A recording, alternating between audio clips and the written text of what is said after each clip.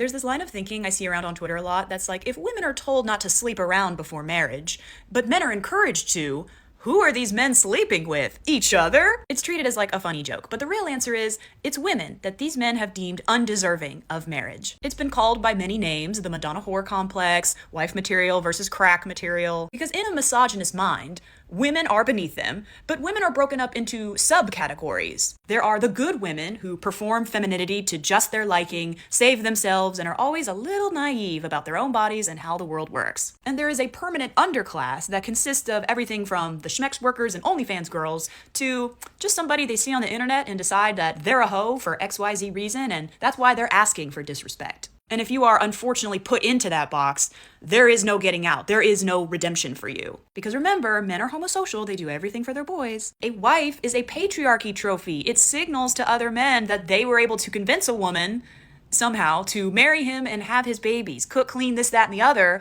all while staying loyal. Meanwhile, this broad doesn't know I'm charging 8 OnlyFans subscriptions to her credit card. I think of that news story about Riley Reid. She was like the most popular porn star of the 2000s, 2010s. It was reported that she had had her first baby with her husband, and it had this cute family photo. Like, if you didn't know who she was, it looked totally normal. And the responses were not, hey, I'm so glad that she left that toxic industry and has met somebody that she loves and has decided to settle down and start a family. Good for her. All of the men's comments were like, slut! Who would ever marry that? Gross. God, I feel so bad for that kid. I bet her husband was one of the simps that jerked off to her videos. So not only do they hate her because of who she was, they hate him too. Because he's a beta that married a former porn star. There is no dignity in that. She was supposed to be the hit it and quit it. That's why body count is a big deal for them, because after some arbitrary number, you've got the irreversible curse. Like, you're stained, you're unclean, you don't deserve anything good out of life. And red pill men cannot fathom somebody choosing to change and grow out of a past and no longer have that past define them. And that in itself is a projection, because they know they're pieces of shit. That's the whole big thing about the male loneliness epidemic. They know that they are broke and short and fat and ugly and bald, but are they going to do anything about it? No. We're just supposed to accept them as they are, and it's society or women or minorities or whoever's fault. If you think dating someone below your socioeconomic status is elitist, then you're going to hate me. You're going to hate me. I feel like the nuance in that conversation that is missing is the fact that as a woman, it is so dangerous to date a man who you make significantly more money than, or a man who maybe does not have as much education as you, someone who did not go to college. It's actually physically and mentally dangerous because men's ego are so fragile. Most, not all. The way they will try to humble their woman, if their woman is doing better than them, it's disgusting. It's disgusting and it's sad. They will humble you any chance they get.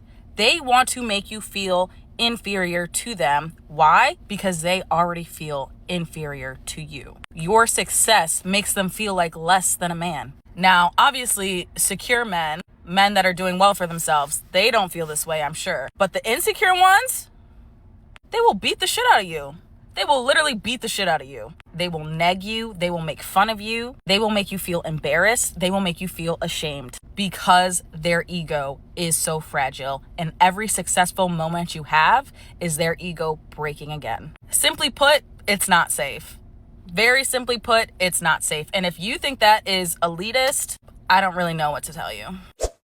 Men have their agent show up on first dates. Men have their agent show up the first time they meet your friends. Men may actually have their agent showing up for the first year to 5 years to 10 years of that relationship. But a really great way to get a man to dismiss that agent and dismiss himself, pretend that you are sober. This is going to sound literally insane, but hear me out. So I've been sober for about a year now. And I recently started dating again, and it's been so interesting to see how men react when I tell them that I'm sober. They pry, they seem almost low-key a little bit offended. It makes them uncomfortable. And the reason that it makes them uncomfortable is because women who are sober are not as impressionable. Women who are sober are not going to fall for the same bullshit because they're not intoxicated, right? The first couple of times you hang out with somebody, if you're intoxicated, you're more likely to sleep with them. You're more likely to believe the bullshit that they're telling you. You're more likely to just buy it. And hey, that was me. No shade, babe. That was me. And there is a sentiment online of men who say to not date women who are sober because they're harder to pull, harder to sleep with, harder to manipulate. So for the first date or two, if you even get to a second date after telling a man you're sober, say you're sober, don't drink. What's crazy to me is how many women will sit and listen to like my most recent story of like being cheated on and how he was like the perfect boyfriend. He did everything a man should do, and like they'll listen to all of that, and instead of like taking that in and thinking, wow, like you never really know someone, like you never really know what someone is capable of. Instead of looking at it like that, they always try to come back at me and say, oh yeah, well, like I'm just so happy I found a good one. You know, my man is loyal. Like they're so sure of it. And I'm sorry, like I hate to be the one to break it to you, but you're not the exception. He's not the exception. Like you see all of this horrible stuff happening to other women. Like there's nothing about you that makes you special that a man wouldn't do that to you.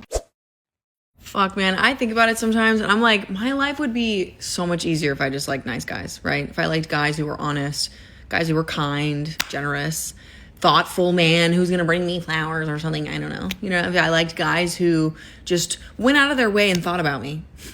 The bare minimum. If I just liked guys who gave me the bare minimum, that would be fucking awesome. But I am a little bit more below than that, right? I like liars.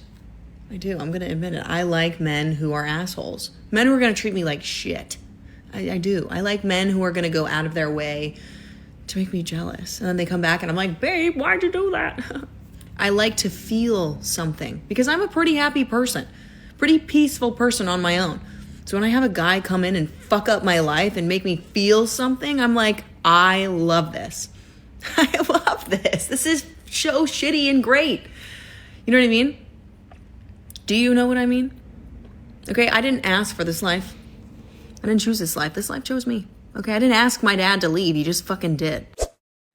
Well, let's talk about dating in Miami. I've come to the realization that if I want to have a boyfriend in Miami, I have to be okay with being cheated on. Not everyone, but almost every single person that I know, guy and girl, it's not just guys, cheats or has cheated. It's getting to a point where I'm like, okay, so if I want a boyfriend, I have to basically just turn a blind eye when I probably know he's cheating on me. Or maybe I just know some really shitty people. And I'm not hating on Miami. Like, I don't think this is only Miami. I think this is like in a bunch of different cities. But I think the lifestyle here just makes it like more common. And to make it worse, one of my guy friends said to me, I can't have a guy that doesn't cheat, that is attractive, and is rich. Like, I have to pick two. I was like, okay, that's just you. Like, that's maybe you and your friends. And he was like, no, Amanda, like, I'm just being honest with you. Like, you have to pick two. This was like 2 years ago, and I'm starting to come to the realization that, like, maybe he was right. A lot of people say to me, like, why don't you just move out of Miami? And I'm like, first of all, if I have to move away from a city to find someone that doesn't cheat, like, I want a guy that could live in Miami and be around, like, a bunch of temptation, like, whatever, and still not cheat. If you have to take him out of Miami, babe, like, he's still gonna cheat. Men and women speak two different languages. I have been with the same man for 16 years, and we are just starting to kind of understand a little bit how to talk to each other. That's not normal. That is, what is that? Why? There's always a point where I'm talking to him where I feel like I'm speaking to a foreign exchange student. I have to be like, I feel this way because you did this. Do you understand? And he's always like, no. Be with a wealthy man, a provider man, somebody that can take care of you. Let me tell you something, that is a double-edged sword. I did not know anything about the country club life before I was with my fiance. My fiance is a former professional athlete, and I was immersed into the life of wealthy men, and I learned very quickly how much crap their wives take. And it's because they have nowhere to go. They don't have their own money. They decided they wanted the lifestyle, but now they have to put up with poor behavior. They have to put up with their guys going away on the weekends, on the boys' trips, and really acting a fool, not knowing who they're talking to, who they're sleeping with, who they're going out with. And they kind of turn their cheek, and I see it when we gather around at the club, the country club. They're miserable. They turn into alcoholics. They look the other way, and they have nowhere to go, girls. So no matter what, always have your bag. No matter what, make that money. Okay, you want to live that nice lifestyle? Great, it's possible for you to, but at the end of the day, what's the point in living in a golden cage? I'm not in that position. Just to clarify, my fiance has been so sweet and kind to me. I fell in love with this, not this. I hope that finds you if that's what you want as well. But no matter what, I will never stop working. I am not silly enough to think that that's a smart plan, at least for me and for longevity and for the rest of my life. Rich man doesn't mean happy life. Rich man doesn't mean generous man. The way that I look at it is that, okay, you're rich. What can you do for me? Because you can be with a rich man, but sometimes men with a less income, much less income, can do so much more for you than a rich man. He can respect you more, he can love you more, he can invest you more than multimillionaire. So it's not always about a man to be rich. It's about a man to be a real man, generous, man who values woman, man who respects woman, and man who will love you, who will invest in you. If a man shows you a photo of himself on a private jet in the first class, on his mega yacht, girl, is this yacht on your name? Is this house on your name? No, it's not on your name, and it has to do nothing with you, and it doesn't show how man values you and if men actually interested in you, not just to buy you. When a man does this, actually, I find it so cheap. Sometimes I get those messages on TikTok from girls, how do I get on a yacht? How do I get those rich men? Girls, they can get you on a yacht. It's not hard to be on a yacht. It's not hard to go on a vacation with a rich man. They change girls every year, every season like this. Next girl, new girl, new girl. It's not an investment in you to go on vacation and entertain him and sleep with him. This is a free escort, okay? What you have to do is that you have to see if a man actually can take care of you, invest in you emotionally, if he actually interested in what's going on in your life, what's important to you, how's your mom doing, if you need any help, how he can be useful to you in your life. Girl, that's real man. That's real man. Let's start choosing real man. I mean, if you want to do that, if you want to use a rich man, okay, girl, if you're that smart, you're a manipulator, evil bitch, go and do it. And you can keep, being with a man that you actually dislike and don't like. Okay, you do you. I truly believe it's better to be with a man who truly loves you and who you respect, who you like as a person, and with who you can have a close relationship. Is age really just a number when it comes to dating and relationships? Over the weekend, I started watching Age of Attraction, and I'm hooked. I am 46 years old, and I am currently dating a 31-year-old. And when we're together, I don't think about our age difference hardly at all. It has not been an issue for us whatsoever so far. It's only been a month. If you go back on my videos, it's the guy that I went to the blindfolded rave with. I'm fascinated by the dynamics that I'm seeing in these relationships. I mean, some of them are 27 years apart, especially like the dynamic of an older woman with a younger man. You see older men with younger women all the time. When women do it, it's like we're a cougar and it's weird, but it really isn't. For the last year and a half since my divorce, I have dated everywhere from 30 to 62. I've dated a wide range of ages in men, and honestly, I think that it has nothing to do with the age. It's more about chemistry. It's about a lifestyle match. It's about kindness and reciprocation, and if you're on the same page as far as like what you want with dating. And I've dated 40-plus-year-old men who are so insanely immature, and I've dated now a 31-year-old who has his shit together and is incredible. So anyway, I want to hear your thoughts on age gaps in dating. Let me know what you think. Being single after 40 is not what I expected, and I would like to formally apologize to every single woman I ever felt sorry for. When I was a kid, I thought women over 40 that were single, they were lonely. They were forgotten. It turns out they were just very well rested. Here I was for so long thinking that their life was a tragedy. If this is a tragedy, please let me perish in peace.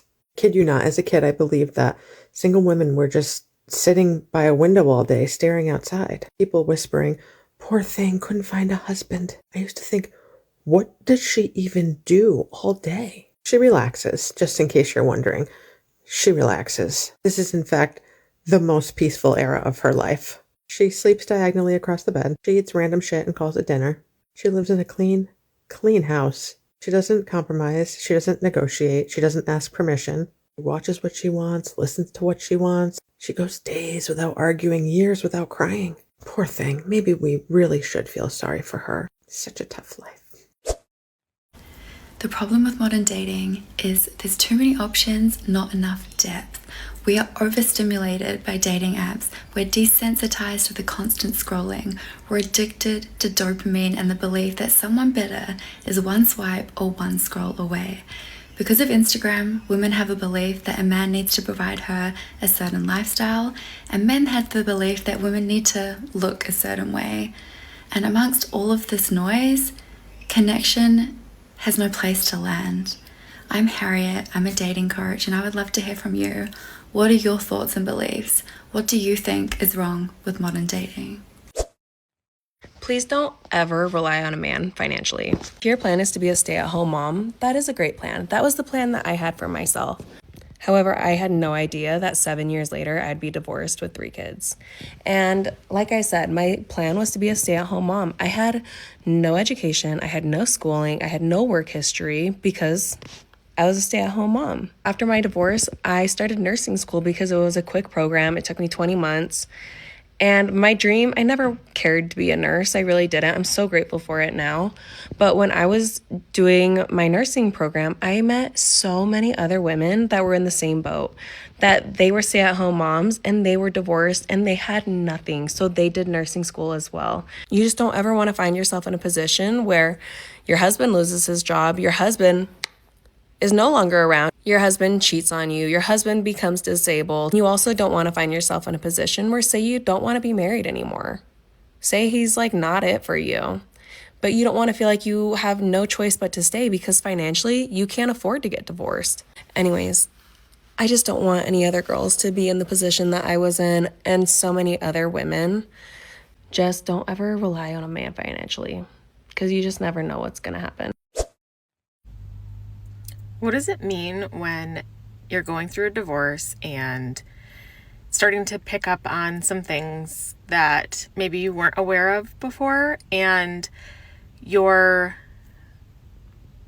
soon-to-be ex-husband, I suppose, he does something nice and you immediately start to wonder what's the catch? And I'm sure it's been like that for a while and I just didn't pick up on it, but now I just had this like self-realization. Why am I suspicious of him doing something nice for me and the kids? And immediately jumped to the conclusion of like, I'm going to pay for this. How am I going to pay for this? I don't know what that means. I clearly have a lot of work to do in therapy yet, but I think maybe just the observation of that is a step in the right direction. The number of people who say they're going through the same thing is astounding. Like, on one hand, I feel a little comforted that there's like so many of us that like it's not just me, but at the same time, like that there's that many people out there who can live essentially a double life, who can lie so easily. It makes me question every single person walking by. Like, what's the point of marriage? It's just so disheartening. And I feel like I'm only a couple weeks into finding out and starting down the road of divorce. But I feel like it would have been easier if there were at least like, if we had fought in the relationship, you know, if like I could point to an event that said, okay, that went too far, or we didn't get along, or we both knew we were unhappy in the relationship. But he never once told me that he wasn't happy. He never once said that he had found somebody else, or that he, you know, just wasn't in love with me anymore. Like, this man kissed me goodbye every single morning, told me he loved me every single night. We even had that Paired app. I don't know if you've heard of it, but like every day there's a relationship question and a quiz. And I have months and months of us doing these questions and quizzes, and a lot of the times we'd talk about it afterwards. Like, we were continuing to invest in our relationship, and literally overnight, like one day we're holding hands, we're playing games, we're going out as a family. He's telling me that he needs me, he loves me, and then the next moment he wakes me up at 2 a.m. to tell me that he's had an affair for the last year. So, like, I'm just starting to kind of process things, and I don't know how you trust again after this. You know, it's really hard to trust a man these days because even the ones with white hair be not ready for anything serious. I was flossing with a piece of white hair that came from your fucking ball sack. And you ain't ready? How much time you think you fucking got over there? Come on, Billy Bob, smarten the fuck up. If you are single and scared at any age, I am 40 and single. And I am 40 and have an update. So last year we came on here and we shared how we were both 39 and 40 and single, how we've managed to build big, beautiful lives for ourselves. We were just talking about never settling, and I'm here to update you guys. I have been dating a new guy for a little under a year, and it's been phenomenal. He's the most amazing person I've ever met in my entire life. He treats me so well. What I think it comes down to is just not settling, like loving yourself and doing things that made you happy. I was able to find someone that exactly fit what I was looking for to a T, and I've never been happier. I got the chance to meet him in person last night for the first time. And I've told her multiple times, seeing her in such an amazing relationship has given me so much hope. And waiting for exactly what you're looking for and waiting for what is best for you is really the best thing that you can do. Like, having a partner would be amazing if they're additive to your life, if they're adding value, if they're kind, empathetic, generous, loving. There's been multiple times and multiple guys where I've thought to myself, this is going okay. I mean, I guess I could settle, but I just knew deep in my heart that like it just wasn't the right fit. So I held out, decided to stay single. So just don't settle. If you are single and scared, first of all, don't be. Work on cultivating a life that you love. But second of all, ladies, there is hope. You can find love at 40, 50, 60, whatever it is. I literally just saw a grandma on TikTok get engaged at like 78 the other day. So. Okay, I feel like everyone knows I talk about dating a lot on my account.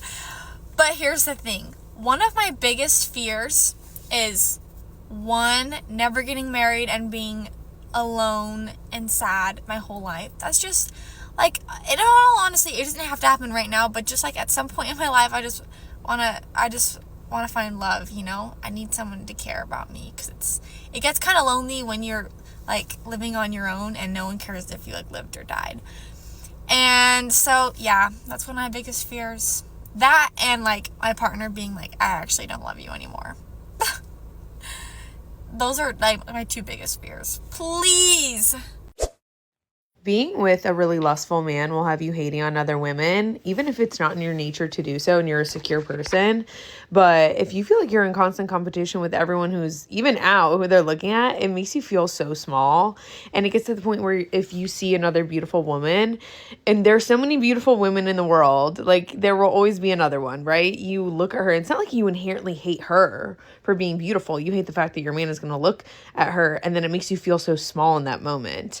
And I just wouldn't wish that upon anyone. That's no way to live life. There are so many beautiful people in the world. And of course, we know somebody else's beauty does not take away from yours. But if you feel like you're in a relationship that's making you feel so insecure and bringing out the worst in you, right? Like making you resent other people for being beautiful, you should walk away. You're never going to feel better in that relationship. A lot of guys who are in their like mid to late 30s and who have not settled down yet, maybe they like have never been married, they can't keep a serious relationship, they use this excuse that they are so busy with work that they can't have a girlfriend or they can't have a committed relationship. There's obviously a lot of things wrong with that. Number one, they're basically saying like their job is so demanding and so hard, you wouldn't understand. You and your job could never understand how hard they're working. And it's like, no, your job is not more important than mine and you don't work any harder at your job than I do.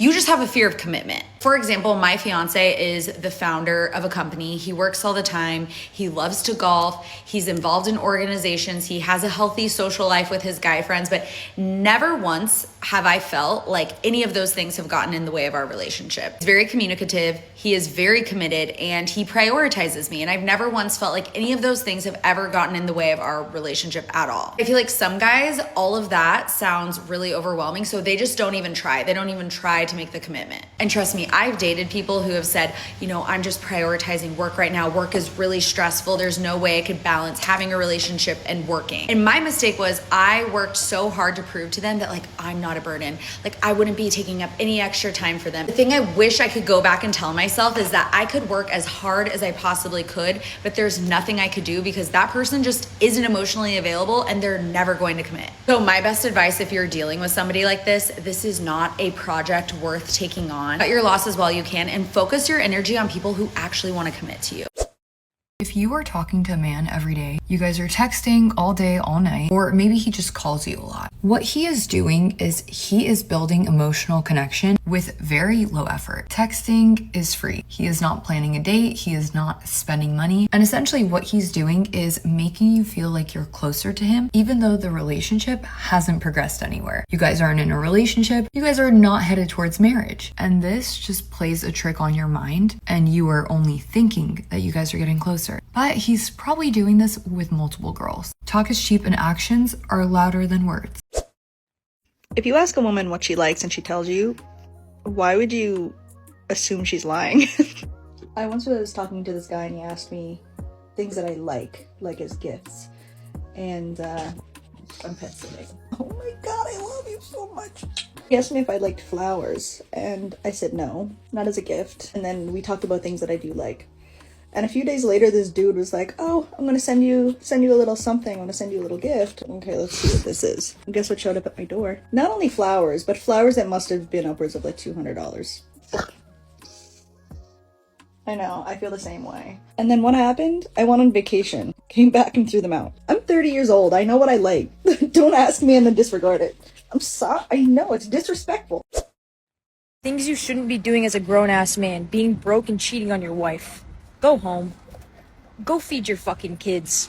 You don't have time for that. That's a rich man's sport anyways. I can't even imagine what you're cheating with. But go be a fucking man. Okay, you cannot pay me to take a guy out on the first date. Just the general idea of taking a man out on a date is honestly really repulsive. I wouldn't mind asking for a guy's number, but, you know, asking him on a date? No. Planning a date? No. I would rather be single than do that. I think maybe if I had a boyfriend and if I were like dating him for a while, I wouldn't mind planning a date, but like getting to know somebody like and planning a date, hell no. This is definitely the general state of dating in 2026 though. I just feel like guys actually expect you to ask them out, plan dates, and you know, bring them flowers or pick them up.